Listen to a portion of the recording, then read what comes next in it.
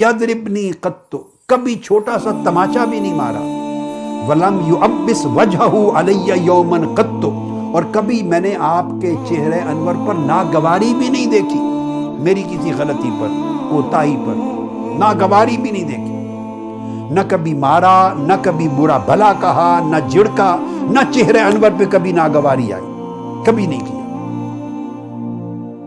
लफ्ज आते फमा दारबनी दरबतन वला सब्बनी सब्बतन वलन तहरनी वला आबसा फी वजही, ये मुस्नद अबू याला में। यानी देखिए फितरी सी चीज है, चेहरे पर नागवारी तो आ जाती है, मगर एहसास कर रहे हैं कि इस बच्चे के जज्बात का, इसके एहसासात का, कि मेरे चेहरे पे नागवारी देख के कहीं सहम ना जाए, डर ना जाए, घबरा ना जाए, इसका दिल ना टूटे, डीमोरलाइज ना हो जाए, डीमोटिवेट ना हो जाए।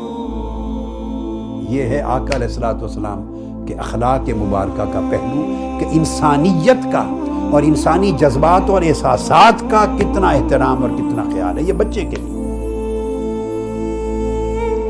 अब इसके बाद थोड़ा आगे इसी मौजू को लेके चलते हैं। ये तो आपने एक पर्सनल स्टेटमेंट मैंने उनकी दी, फिर तमाम सहाबा कराम का एक्सपीरियंस इस तरह। आका अलैहिस्सलाम चूँकि जैसे मैंने कहा कि वो आपकी तबीयत मुक़द्दसा में खुलूक़ अज़ीम इतना बुलंद मर्तबा का था, और इंसानियत के जज्बात व एहसासात का एहतराम करना, ख्याल करना जो हमारे यहाँ मिट गया है। हमारा मुआशरा ऐसे लगता है कि इंसानी मुआशरा नहीं रहा, इसमें इंसानी कदरें ख़त्म हो गई, एक दूसरे का एहतराम नहीं रहा। जज्बात और एहसासात का एहतराम तो अगला स्टेप है, बहुत आगे की बुलंद अखलाक की जगह है, कि दूसरे के लतीफ़ जज्बात और एहसासात का जो अंदर होते हैं उनका भी ख्याल करना, कि इसका ये दिल ना टूट जाए, ये तो बहुत अगला स्टेप है।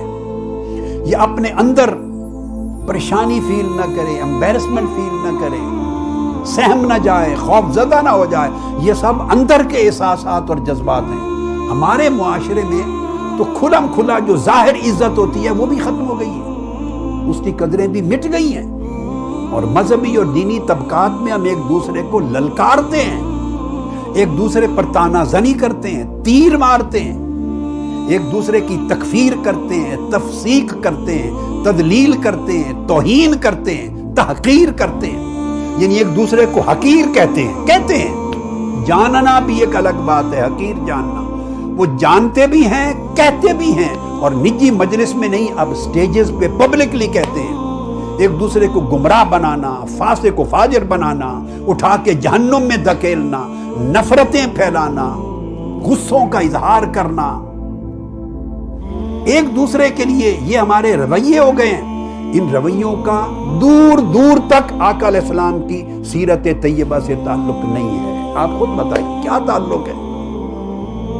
और फिर अगर दीनी और मजहबी लोग जिनकी बात सुनकर दीन को समझते हैं, जिन्हें देखकर दीन और मजहब की रहनुमाई लेते हैं, जो लोग दीन का नुमाइंदा समझे जाते हैं,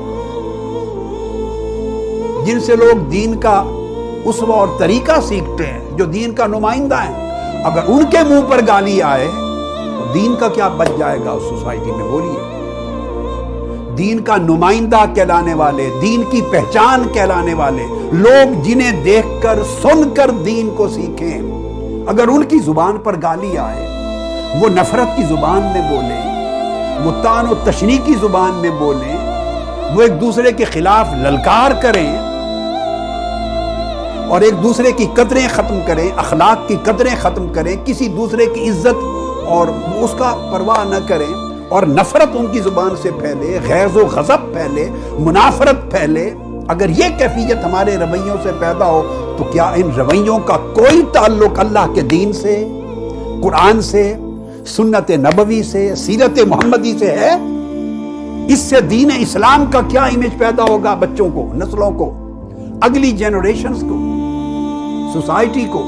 वो कैसे दीन के करीब आएंगे जबकि दूसरी तरफ पूरी दुनिया में यलगार है कुफ्र की, कुफ्र के नजरियात की, कुफ्र की सकाफत की, कुफ्र के फिक्र की, اور فحاشی کی، عریانی کی، بے حیائی کی، بے دینی کی کلچر ہے. کفر کا پورا کلچر ہے، بے حیائی کا کلچر ہے، دین گریز کلچر ہے، دین سے دور کھینچنے والے عوامل ہیں، فورسز ہیں، فیکٹرز ہیں. رات دن دیکھیے دنیا گلوبل ولیج بن گئی ہے. پہلے جو کفر اگر کسی دنیا کے ایک کونے پر ہوتا تھا، دوسرے کونے والے کو اس کی خبر نہیں ہوتی تھی. جب خبر ہی نہیں ہوتی تھی، وہ اس کو دیکھتا بھی نہیں تھا، تو اثرات بھی نہیں پہنچتے تھے.